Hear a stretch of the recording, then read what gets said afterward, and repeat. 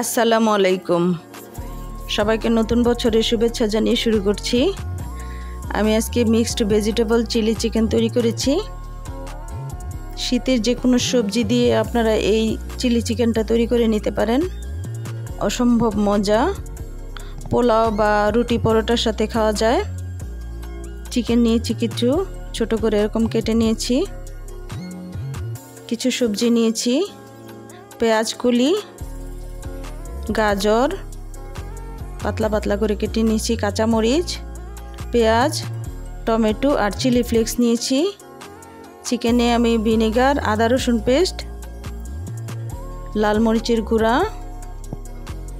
পরিমাণ মতো লবণ একসাথে মেখে আমি ভেজে নেব। প্রথমে চিকেনটা তেল দিয়েছি একটা প্যানে। চিকেনটা আমি লাল লাল করে ভেজে নেব।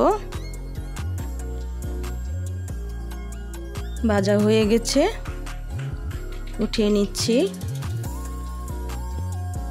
এবার ওই ভাজা তেল থেকে একটু তেল নিয়েছি আর বাটার দিয়ে দিলাম, আদা রসুন পেস্ট, সবজিগুলি দিয়ে দিচ্ছি।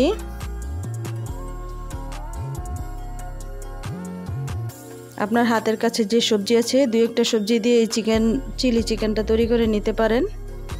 দিয়ে দিলাম টমেটো সস, চিলি সস,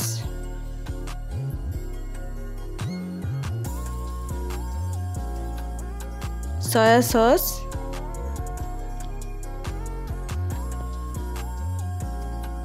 এবার আমি চিকেনটা দিয়ে দিচ্ছি। একটু লবণ দিয়েছি, দিয়ে দিলাম গোলমরিচের গুঁড়া, কর্নফ্লাওয়ার গুলিয়ে রেখেছিলাম একটু, ওটা দিয়েছি। একদম রেডি হয়ে গেছে আমার চিলি চিকেন।